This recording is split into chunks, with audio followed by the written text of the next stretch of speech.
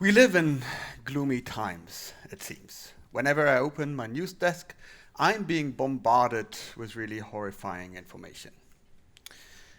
Climate change has been mentioned often enough in the last days, and if you just look at how the US is now pumping fossil fuels again, and Brazil is really committing to deforestate the whole continent, how half of the world's population is really now trying to catching up in CO2 emissions, I think it's quite naive that we can still restore any kind of climate justice.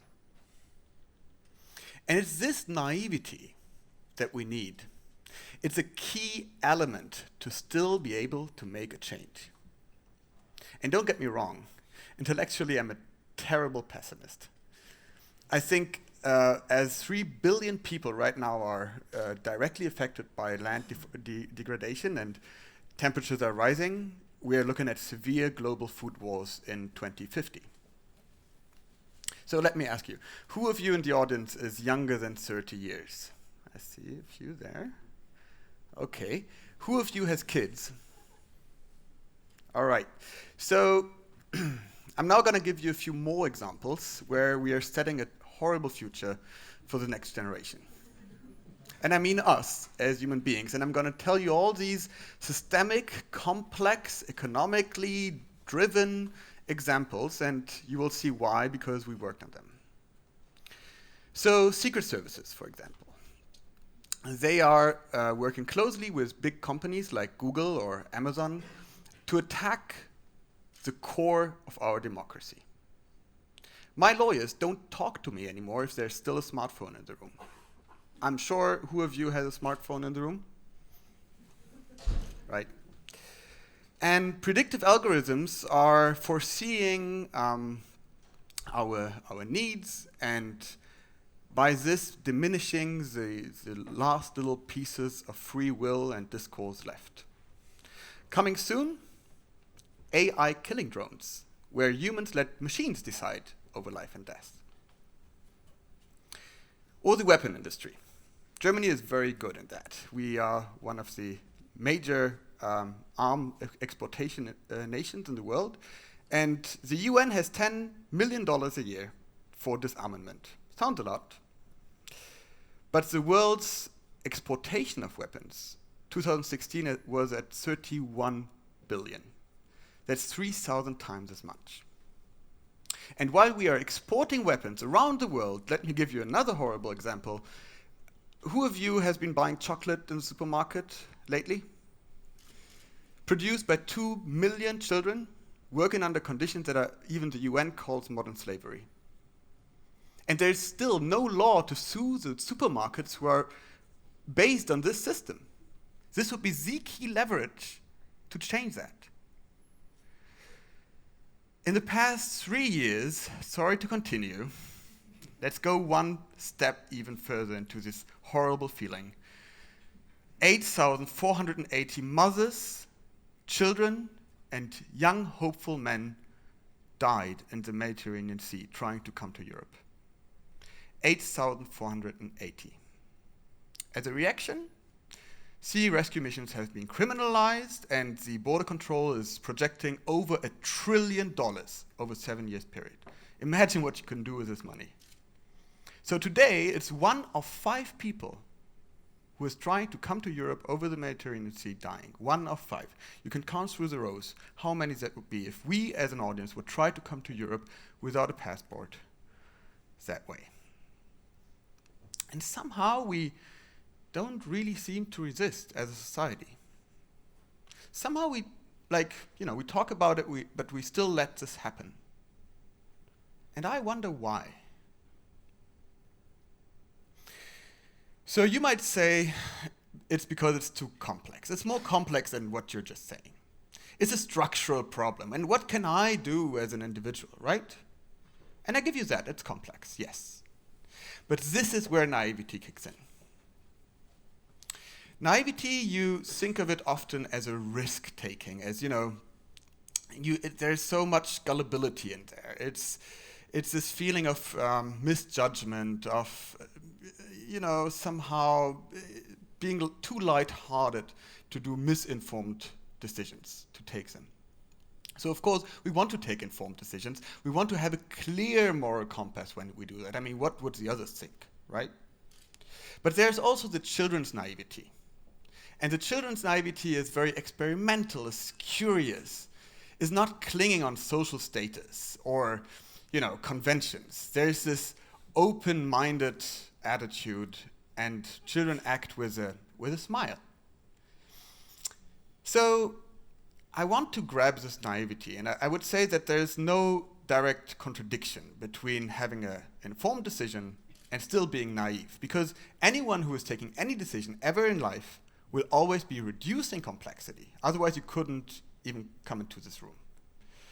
So if we keep on walking around in the woods and we always weigh if we maybe should go that way, or maybe, climate change, maybe it's not a good idea to continue that way, then we will never find a clearing. So at a certain point, you have to get out. But of course, there's two things you have to be very careful about. If you're reducing complexity in a very naive, childish way, you should not ever fall into the traps of populist reductionism. Also, you should not use complexity, of course, like corporations to obfuscate and technocrats and saying, this is too complex for you. But what can you do for that? There's one simple rule I would like to give you that I hold very dearly, is that whenever I do anything, I want to fight for the voice of the oppressed and marginalized group first. And when I do that, and that's the important part, I'd never do this at the expense of other marginalized groups. You might know some people are fighting for the right of the oppressed, but they do this by kicking down. Don't do that. So then, I want to give you a few examples in my work, how we tried with naivety to overcome this paralyzing suppression of an over-complex world. There's Vattenfall. Vattenfall is a big energy company in northern Germany, and they love digging coal. They did that for years, and they really love it. So I thought maybe they should just stop it. Maybe they should go 100% renewable. What about that? And you might know that big companies, sometimes they're very hard in adjusting and changing, especially when it comes to social justice. So we did it for them. And we created a press conference in the headquarters of the company, inviting journalists, and we presented the well-researched, with economists and environmentalists, a program for responsibility. We called it the Responsibility Initiative, and there was even someone from the German parliament, from the Christian Democratic Party, congratulating them for this great idea, and he was very proud of it. Unfortunately, they did not really like it, and they did not accept the decision we made for them. And so over the past weeks, they had to explain over 70 newspapers that they're actually not willing to take responsibility. So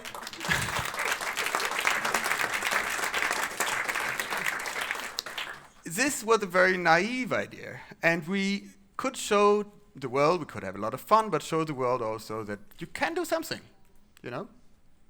Of course, we researched, it was complex, we didn't forget that. But then we also looked at the weapon industry. The weapon industry, you also might agree, is not very known for taking self-initiative when it comes to stopping weapon exportation, right? So again, we did it for them. We wrote letters in the name of Heckler & Koch. It's a rifle that many children in the world are having. And we sent it to all US arms dealers we could find on their website and told them to send it back to the factory, please. Because, Germany is having these laws about peace, and we can't accept to send weapons under Trump. So the customers were extremely, extremely angry, and they wrote in the blog posts how bad the stupid peacekeeping Germans are, and was a really neat little brand damage. So the company blacked their website for a week and said that they are the victims now. They, who are exporting even illegally to states like Mexico. Again, we had a lot of fun, and we could show that it is possible to do something, even in this weapon industry world where it's really difficult to get through. Then Secret Services. I mentioned them. I think it would be great if they would stop droning illegally in Pakistan, if they would stop supporting financially some neo-Nazis and fascists locally. We just heard today that there is a fascist network in the German Bundeswehr, and that they would stop mass surveillance. Here, it's difficult to do it for them. So we decided to create an exit organization where we invite them to come back to democracy. We called it Intel Exit. And we had a huge van circling around the NSA and telling them, please, to come out. And then we took a drone and flew over the NSA compound in Germany, close to Darmstadt, and dropped leaflets to make them understand that they have a chance to restart a new life. Then we hacked phone numbers, 30,000, and we called them. We created a call center and talked directly to spies. So it was citizens like you who could call these untouchable agents and talk with them about ethics. Some of them reached out to us, and we tried to help them. It was really a crazy time. And I heard, and that's a part which I really love, that the whole British Secret Service, the GCHQ, had workshop for all their employees to be prepared for us.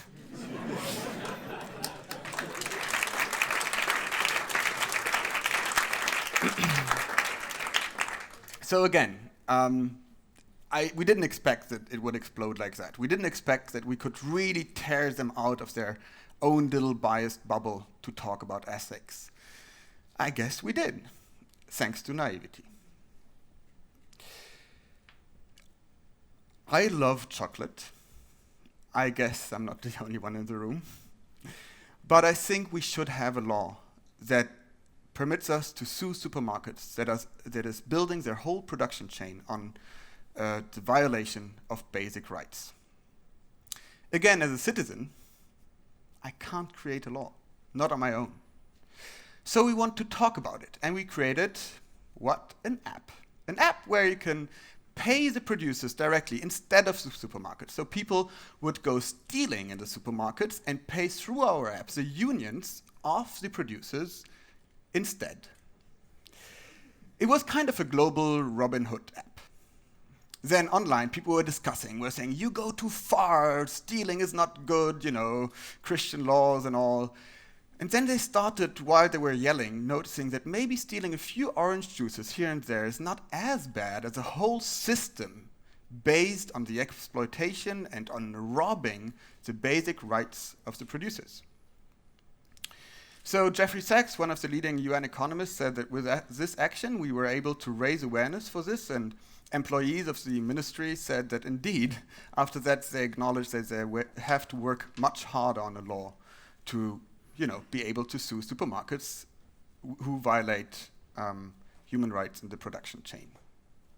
Again, sorry to repeat myself, with a good portion of naivety, this would have never been possible. And then, what about migration? This is a topic that touches us a lot. We see what is happening right now. While all this climate catastrophe is happening and this exploitation around the world, when people want to come, borders are being pulled up and nations are creating walls. So I believe it's really weird that capital, goods, information can float freely around the world, but when it comes to human beings, no, you need the right passport.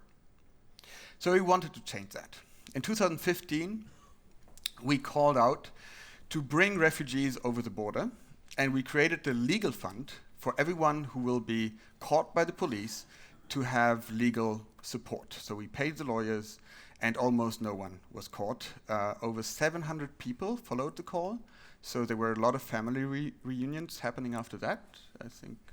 It was a shiny advertisement video we put out there. And there was even a company that I heard about it, was not official, but they gave 3 days of paid leave to all their employees who would go to Hungary and bring people back. It was in all German media, and we coined the word Fluchthilfe, which is a positive connotation, much better than smuggling. So then we also wanted to talk about how can you proves a point that we as European citizens have certain privileges with our passport that we can't really share, or maybe we can. So we thought, what if with one passport, 2 people can travel? And we tried it out. So we took Federica Mogherini, our EU commissioner, and one of our team, Sophie, and merged their faces and gave it to a passport office. The point is that you can recognize both people in the same picture. So we went to the streets. We still have this passport. It's working totally fine. Both can travel with it. Federica didn't want to. And we went to the streets and asked people if they would do it, if they would be willing to share their passport, if they could, with someone in need who cannot travel freely. And you would be amazed how many people were really willing to do it and were thankful for this opportunity. It was a theoretical thing. If we would do it, I would not be standing here. But this showed to us that this naive idea really opened up a space where people could talk about it and reflect their own privilege.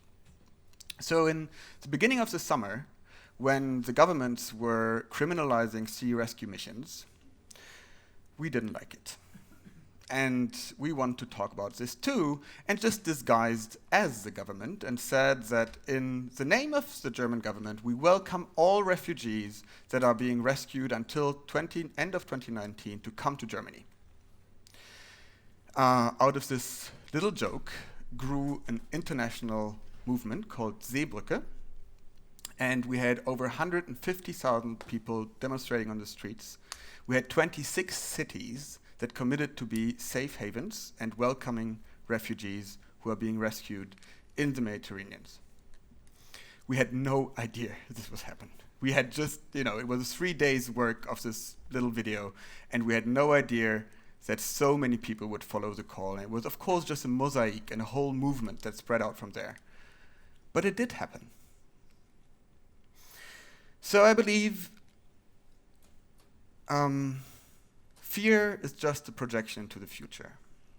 And we have to get rid of this broken future and ignore it for a while and break open the present. Naivety is making the best out of the moment. So I don't know if we've always made the best decisions as PENG Collective. Surely not. But what I know is that I've not been paralyzed by this over-complex world where, you don't really know where to start. And what I know for sure is that any revolution, and revolutions I think we need a lot right now, different progressive movements, has always been explained only retrospectively. No one was ever saying it's going to happen tomorrow, but when it happened, everyone knew why it would. So all we can do is to create opportunities for revolutions, is to create the possibility for radical change. So maybe one of the naive actions we'll take will be a butterfly's flap that will turn out to be a whirlwind around the world for justice and turning nations, capital, and patriarchy upside down. And if not, at least I will have a good sleep. Thank you very much.